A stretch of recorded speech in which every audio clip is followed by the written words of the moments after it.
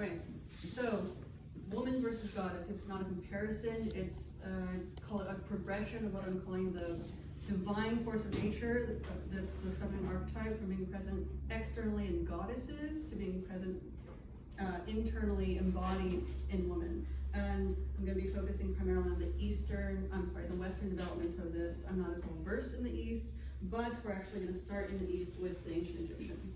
Now, the ancient Egyptians, the key thing about their gods and goddesses is they are notably inhuman. They are nature itself, or they are often half animal, half human, and so there's this a dual nature, but especially for the female deities, it's the duality of nature being represented. And so you have, say, the goddess Nut. She is literally the sky, and she gives birth to the sun every morning. She devours it every evening. And then you have Isis. She is often with birds' wings, and she is related with motherhood and childbirth, but she's also related with death and the afterlife. She greets souls in the afterlife.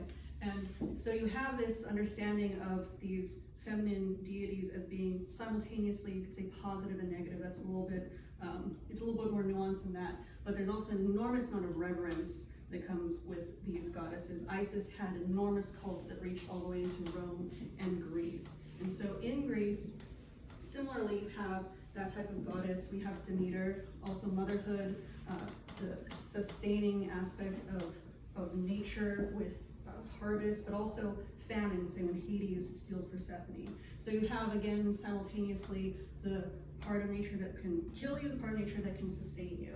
But a notable thing is it's no longer inhuman goddesses. You have just superhuman. They're large humans. That's what the gods are. And it is this external characterization of nature, but also parts of the self. And you start to see this divinity start to come closer and closer to human in this sense. You get a little bit of that, say, in the Odyssey with like Odysseus and Penelope. They are godlike in as much as they sort of have shades of the goddess Athena in them with their cunning, with their craft. And then you can see it maybe in Plato. You have that divine golden image of the god contained in man. But a notable thing is that once you get to the Middle Ages, we have a very obvious seating of divinity in the individual, and for the feminine archetype in particular, nature becomes seated within woman. So I don't think it's a coincidence that both of these things are happening around the time that Christianity is becoming a dominant force in the West. You have much made of the humanity of Christ, right? His death is being depicted. There's a lot of humanity present here. Also the two sides of him on the other, but never without an understanding that there's a divinity present within and also shining through. And other icons will have, say, of the medievals, they have this divinity shining through purposely so that it can sort of point you to a higher one. And as much is made of the humanity of Christ, much is made of the divinity of Mary. So you have, notably, especially over here, this understanding that Mary is seen as a divine figure of this time, in this time. And it's very strong language associated with it also. You have, say, the Greeks refer to Mary as Theotokos, God-bearer. You have say, Saint Hildegard referring to her in her hymns or chants as Salvatrix, Lady Savior. It's very strong language, and Mary also has her own cults coming through and developing at this time. So you have with Mary an understanding it's this benevolent creation of salvation, like salvation literally comes through Mary. It's born through Mary. And this is where you start to get the differentiation of nature with the medievals as opposed to the ancients. We have here, this is from C.S. Lewis's book, The Discarded Image. Thank you, Amen, for recommending that to me. So this is what he says. Pre-Socratic philosophers of Greece invented nature. They first had the idea that the great variety of phenomena which surrounds us could all be impounded under a name and talked about as a single object. Later thinkers took over the name and the implication of unity. So the ancients, like I said, had this idea of nature being both sides at the same time. What can destroy you, what can lift you up. In the Middle Ages, because they talk so much about nature, they have to distinguish it. C.S. Lewis goes on to say, but as long as the concept covers everything, the goddess who personifies the concept is necessarily a June, I don't know if I'm saying that right, an inactive deity, for everything is not a subject about which anything of much interest can be said. So the medievals have to ratchet down on what nature is specifically so that they can talk about it as much as they do. And when you have, say, Saint Hildegard calling Mary Salvatrix, and she is commonly juxtaposing that with the image of Eve, with the more, say, deceptive side of nature, what could potentially be your downfall. And so you have this delineation between parts of the feminine archetype. And then that gets picked up by the literary tradition. You have, say, in Gawain and the Green Knight, Arthurian literature, you have the Lady of the White Castle, and then you have Morgana, this uplifting figure versus this more satanic figure. But the curious thing is it's a little murky still. You have, in the Lady of the White Castle, she's testing Gawain to see how honorable and virtuous he is, but she's doing it through temptation. This understanding that what's beautiful and alluring can also be your downfall. And that's useful when you're thinking about nature as a whole, but again, it's still a little too murky. It's still everything all at once. And then Dante comes in, right? Dante picks up this entire tradition and he lays it out quite obviously, delineating these two sides. And then you get, say, Beatrice. And so in the Divine Comedy, you have on the one side Beatrice, Saint Lucy, Virgin Mary, and then on the other side with the negative parts of nature, you have the dark forest, the three predatory animals, the she-wolf chief among them, and then you have the siren in Dante's dream on Mount Purgatory.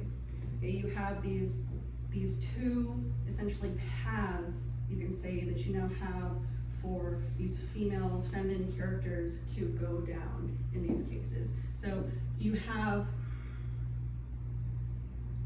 these divine images, and these, you can still consider them divine, but on the flip side, on the negative side.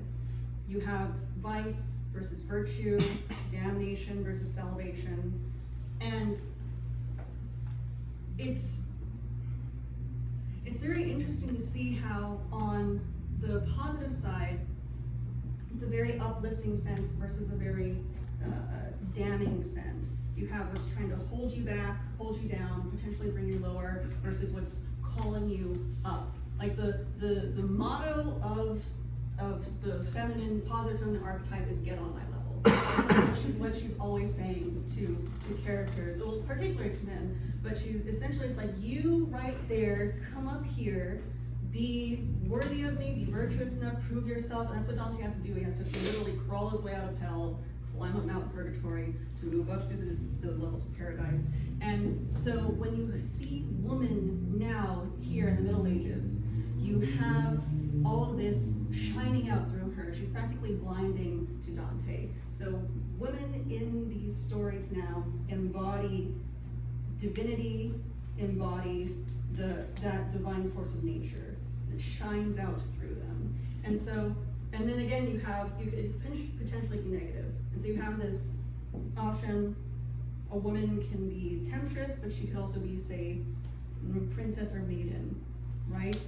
There's options now. You don't have to be, you can have a little bit more agency with these characters, right? And then you could follow that up. It's maiden, the fecundity of nature, mother, the sustaining aspect of nature, and say matriarch, a standard bearer, right? Calling everything up, even the feminine side too.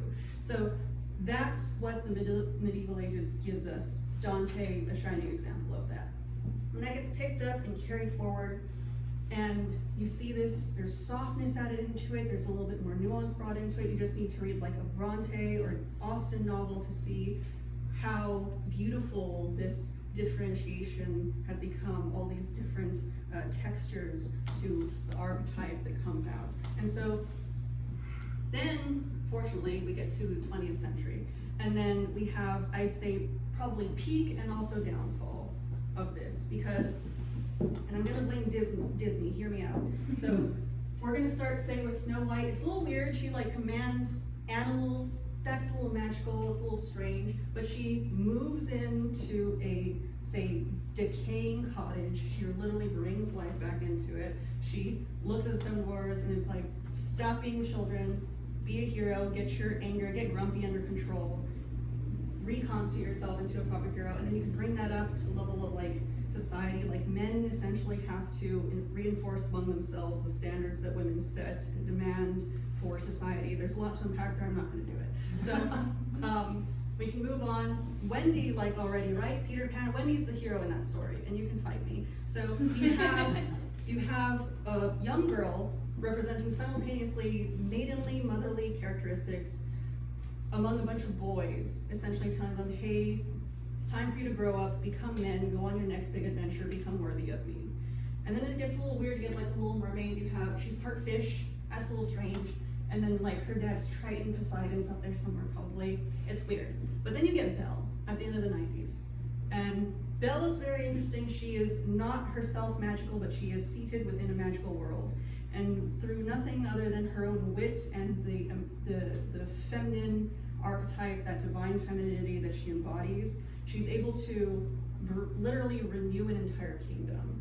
She makes the beast say, stop being so much of a beast, become more of a prince, be more worthy of me, be the hero that I deserve. And then also, her being there revivifies the entire kingdom. That's what she's able to do by being present in it. That's what she is, that force of nature, right? And then, unfortunately, we get like tangled in the 21st century, right? It's a fantastic story, it's very cute. It's great, the symbolism is fantastic because you still have this nature present within her. It's literally shining out through her. And she is this revitalizing, renewing force. So it's still, like the symbolism is still all there, but it's still kind of pulling away, and then you get Frozen. You get Elsa, and Elsa is no longer human, right? She is now superhuman. So we have, say, Belle at the front. The medievals have created all this that we picked up and done pretty things with. That's, yes. So you have that in the medieval ages. With Frozen, we take a step back to the ancients, because Elsa can literally command nature, and she's what, a 5th spirit, right? So she's superhuman. She's one step back, and she's also both things at the same time, because she thaws the kingdom, because she froze the entire kingdom and almost killed everybody. That's what happened in the story. She is both at the same time, and she didn't even realize that she was doing it. So you have a collapsing of the archetype again into no longer paths that you can go down, but both at the same time. You don't have the ability to choose one or the other, to be the temptress or to be the princess. You are both. Can't escape it. So then we take a step back all the way to the ancient Egyptians with Moana. And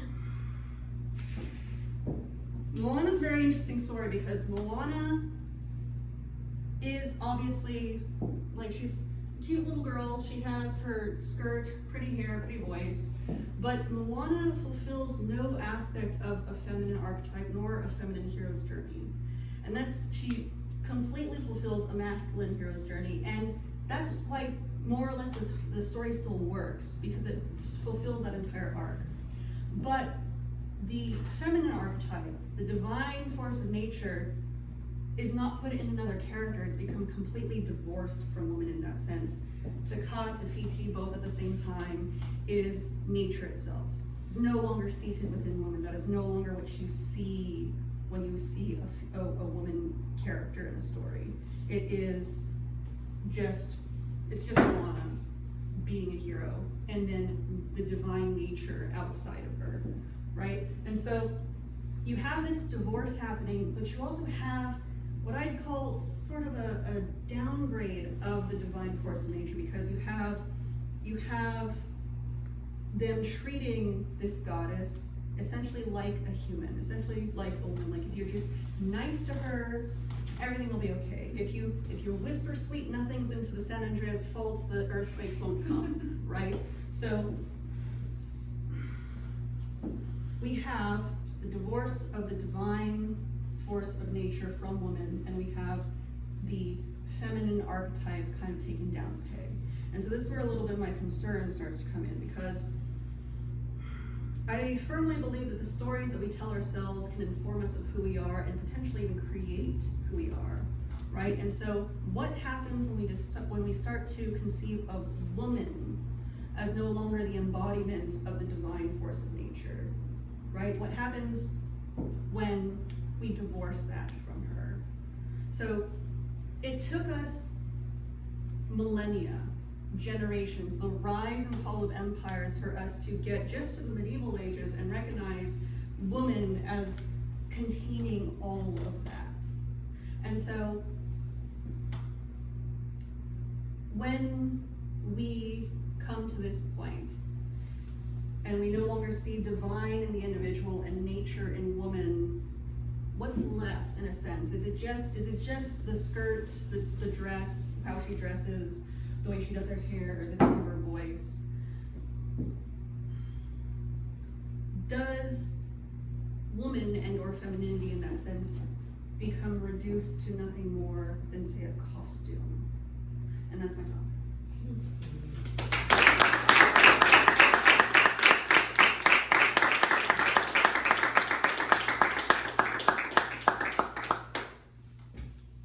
Questions, comments, concerns?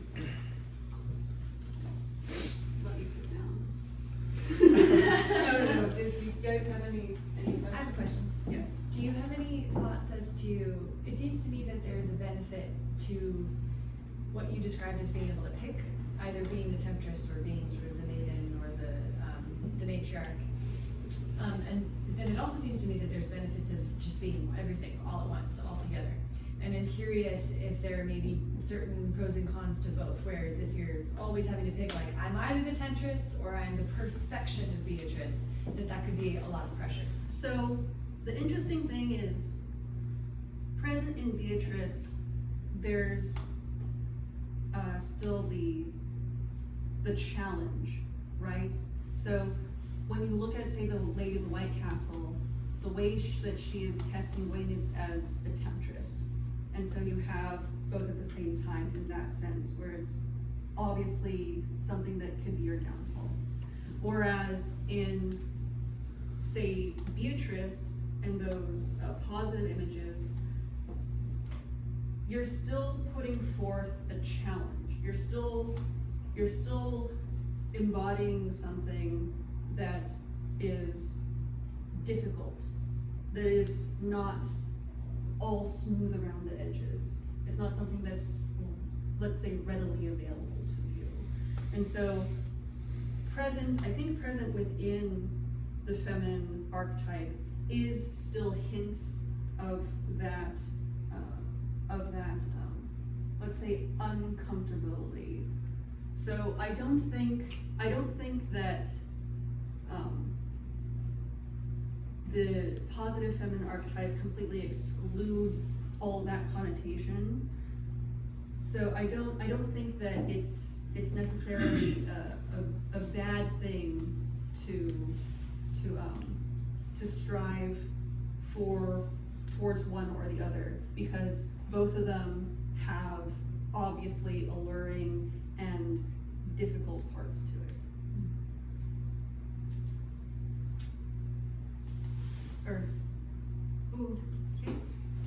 If Disney were listening, who would you recommend be the female hero for the next generation of kids? What traits might she have? Or not have? Well, so they're making a live action remake of Snow White and the Seven Dwarfs, and I do not approve. But if I were to have a hero, a female hero role, it would be like the first she would do essentially what Snow White accomplishes in the first, let's say, 10 minutes of Snow White and the Seven Dwarfs. Because Snow White, when you first meet Snow White, she's in rags, she is self-conscious, she's not quite comfortable with the prince because there's obviously like a disparity there. And so you watch her go on in like 5 minutes, so if you're not paying attention or if you don't care, you miss it. She comes face to face with Malevolence, or the emissary Malevolence. She has to escape that. She has to go through the dark forest, populated with monsters that her own traumatized psyche populates it with. She has to overcome all of that, come out on the other side in bright, and then embodying that force of nature, and then coming into the cottage of the Seven Dwarves and renewing it, bringing that life back into it. So that would be, oh, and then when she's there, she tells the Seven Dwarves, stop being children, be better. So that is like that's like the feminine hero's journey, versus the masculine hero's journey would be so the feminine hero's journey would be starting, say, outside, coming in and renewing it. The masculine hero's journey is starting inside and leaving to find the woman that does that. So like both are kind of necessary for the end result, because the Seven Dwarfs still require, the Seven Dwarfs still need to be there for that story. So that would be what I would call the feminine hero that I would like Disney to have is the first 10 minutes of Snow White and the Seven Dwarfs. Just, you can expand that story. So it's interesting to me that a lot of what today is called feminism actually seems to me to involve dismissing what is historically the feminine hero's journey, actually discarding that and then allowing women to partake in the masculine hero's journey and kind of putting them in a different role.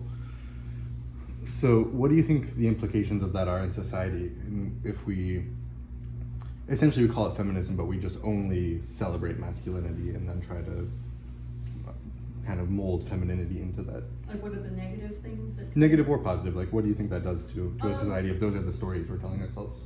Well, I think on the one hand, you have the positive thing that's come out of feminism is that you have, I guess, more opportunities available for women, which is fantastic. Like, if there are women who can act out and fulfill masculine roles, that happens all the time. But when you discard an entire half of personhood, then you start to get, it's just devaluing practically an entire sex. Because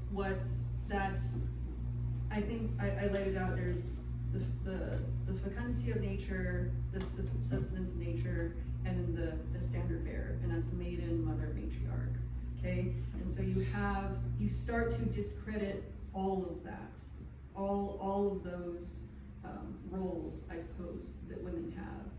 And when you start to devalue what essentially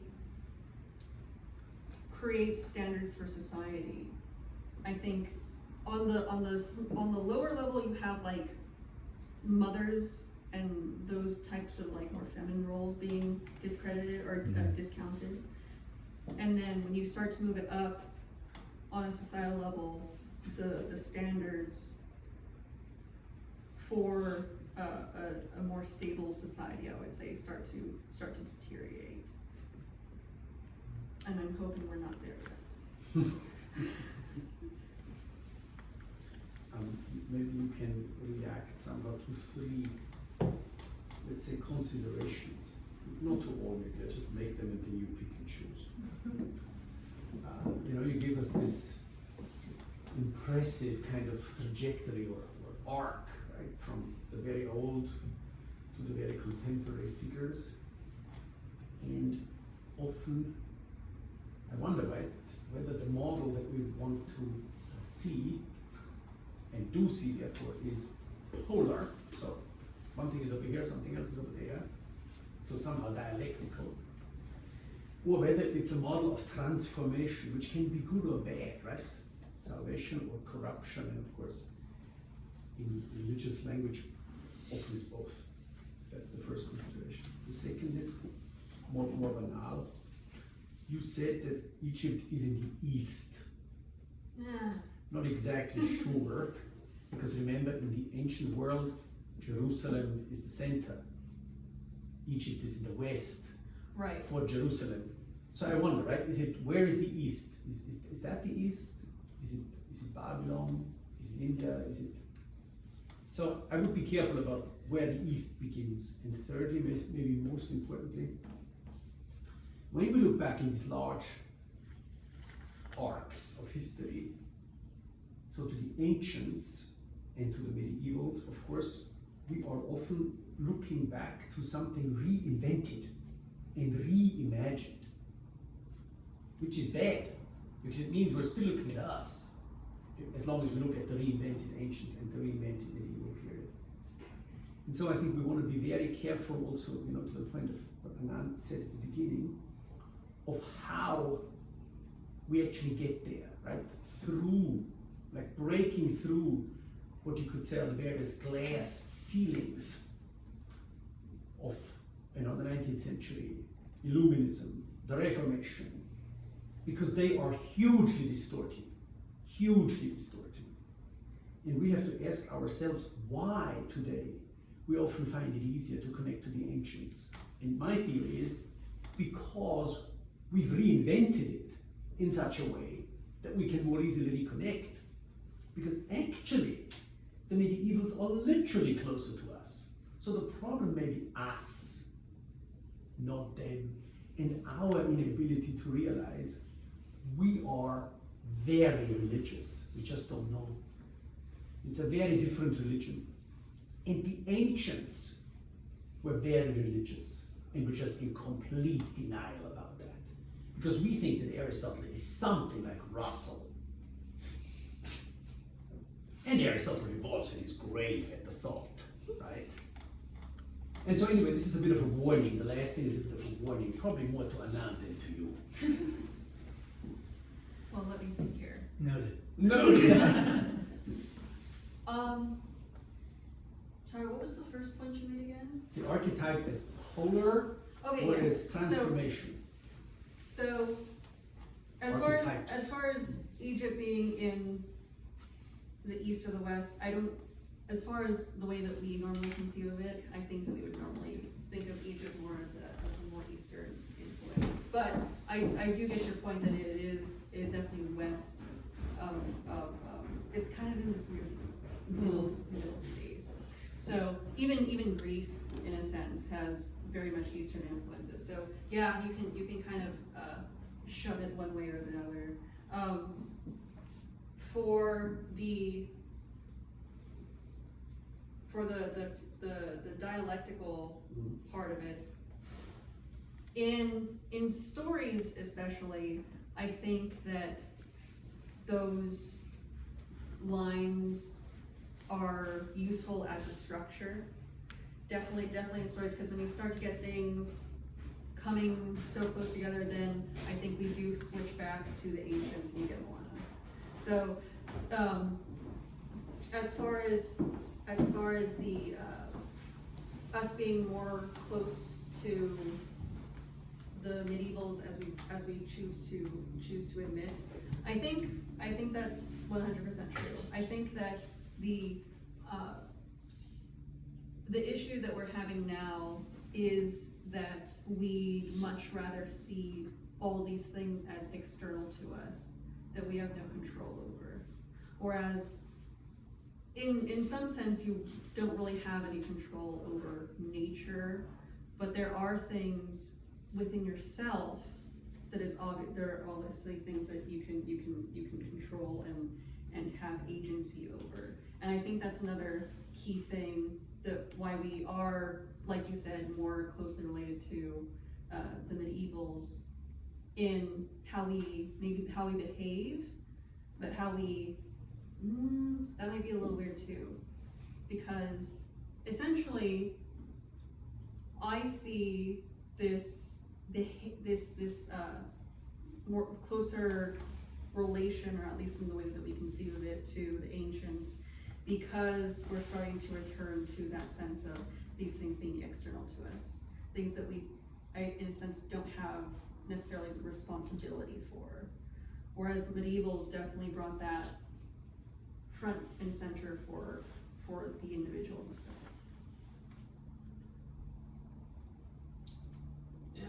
Do you have any, I don't know, suggestions, I don't know what I could call it, for creating and sharing the stories that harken back to the ancient conception of it without being, maybe destructive is a strong word, but discouraging to the feminine in the modern day, like Moana? Oh, well, that would be anything tangled and backwards. Like if you want to look at stories that have that, you would have to look. I wouldn't take anything that's been made recently as a story to try and recreate, because you're very much trying to take these structures and these forms that have been we've basically inherited, and utilize them in new and unique ways. And new and unique does not mean completely subverting expectations, whereas you're calling something one thing, but you're actually just doing something else with it. So I think for bringing those stories forward, you have to look at what the medievals were able to create and produce as far as a recognition, and really a value and a reverence to these archetypes. Obviously, like the feminine archetype especially, because I know I didn't, like, I always knew as far as like Catholicism, how important the Virgin Mary was, but having last term and seeing just how I suppose uplifted of a figure that she was, and those female figures were in the medieval ages. So I think that you can very easily take what the medievals produced, those ideas, those concepts, those archetypes, and utilize that for those positive feminine stories. But even going farther back, so to the ancient conception of femininity and the external. Right. Yeah, you can still, if you want to have these stories where you have divorced, or see, it gets a little strange, because the key thing is that these concepts of nature are still heavily grounded in feminine representation all the way back. So if you look all the way back at that, I look at that more as like a progression in my sense. You're seeing people recognizing things about the world around them and themselves, and that's how they were able to formulate those ideas. And so if you want to go back and I suppose build it back up, then I think that's an obviously good place to go to.